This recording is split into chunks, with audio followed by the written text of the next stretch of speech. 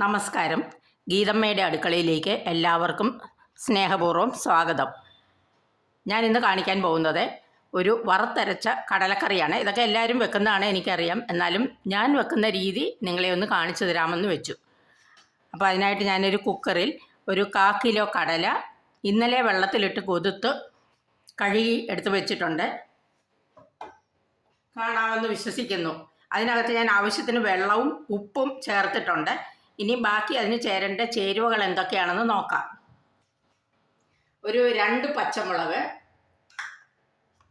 ഒരു 6-7 അല്ലി വെളുത്തുള്ളി, പിന്നെ ഒരു വലിയ സബോള അരിഞ്ഞത്, പിന്നെ ഒരല്പം കറിവേപ്പില. ഈ 4 ഐറ്റം ഇപ്പം ചേർത്ത് നമുക്ക് കുക്കർ അടച്ച് വേവിക്കാം. അതിനുശേഷം വറുത്തരയ്ക്കാനായിട്ട് 1 കപ്പ് തേങ്ങ, പിന്നെ ഒരു സ്പൂൺ പെരിഞ്ജീരകം, പിന്നെ 1 സ്പൂൺ മല്ലിപ്പൊടിക്ക് പകരം മുഴുവൻ മല്ലിയാണെങ്കിൽ അതാണ് ഏറ്റവും നല്ലത്. എൻ്റെ കയ്യിൽ അതില്ലാത്തത് കൊണ്ട് ഞാൻ മല്ലിപ്പൊടി എടുത്തു എന്ന് മാത്രമേ ഉള്ളൂ. പിന്നെ ഒരു 3 വറ്റൽമുളക്. ഇത് നല്ല എരിവുള്ള വറ്റൽമുളകാണ്, അതുകൊണ്ടാണ് 3 എണ്ണം മതിയെന്ന് വെച്ചത്. ഇത്രയും ഈ 4 ഐറ്റം നമുക്ക് വറുത്തരയ്ക്കണം. അപ്പോൾ ഈ കടല നമുക്ക് കുക്കറിൽ വെച്ച് ഈ സബോളയും ഒരല്പം കറിവേപ്പിലയും പച്ചമുളകും കൂടി ഇട്ട് മഞ്ഞൾപ്പൊടിയും കൂടി ഇട്ട് നമുക്ക് വേവിക്കാം. കടല അവിടെ കുക്കറിൽ വെന്തുകൊണ്ടിരിക്കുകയാണ്. ആ സമയത്ത് നമുക്ക് തേങ്ങയും ബാക്കി ചേരുവകളൊക്കെ കൂടി വറുത്തെടുക്കാം. അതിന് ഞാനൊരു പാൻ വെച്ചിട്ടുണ്ട്. അതിലൊരല്പം വെളിച്ചെണ്ണ ഒഴിച്ചു കൊടുക്കാം. വെളിച്ചെണ്ണ ഒരുപാട് വേണ്ട. ഇനി താളിക്കാൻ നേരം വീണ്ടും വെളിച്ചെണ്ണ ചേർക്കേണ്ടതാണ്.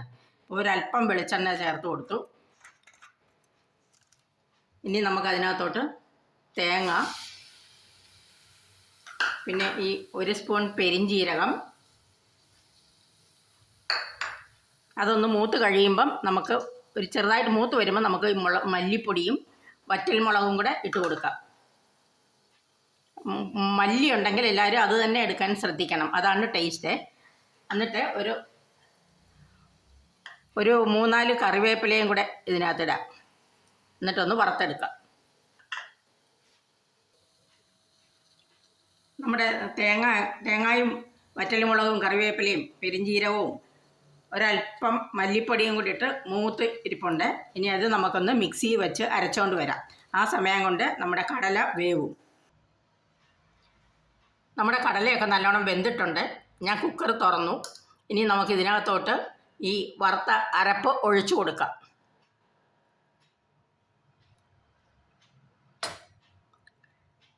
ഒരല്പം വെള്ളവും കൂടെ ഒഴിച്ചു കൊടുക്കാം.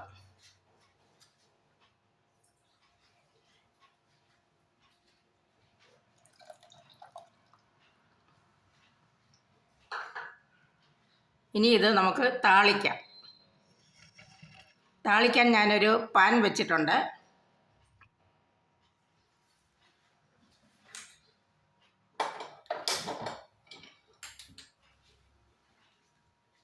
അതിലോട്ട് 1 ടേബിൾ സ്പൂൺ വെളിച്ചെണ്ണ ഒഴിച്ചു കൊടുക്കാം.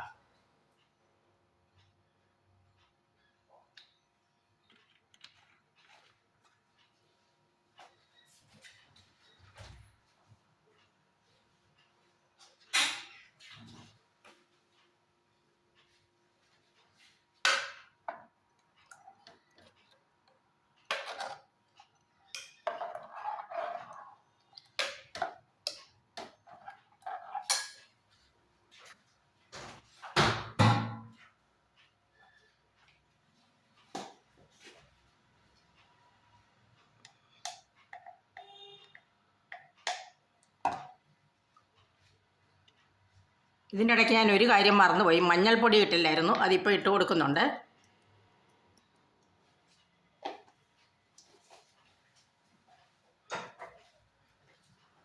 എണ്ണ ചൂടായിട്ടുണ്ട്, കടുകിടാം.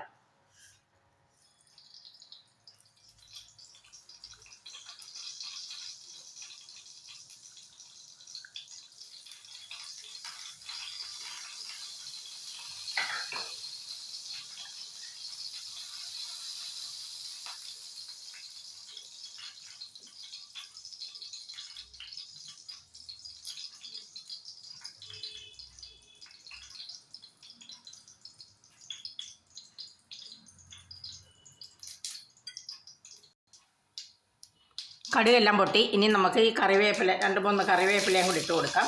അതിനുശേഷം ഈ കടലക്കറി ഇതിനകത്തോട്ട് ഒഴിച്ചു കൊടുക്കാം.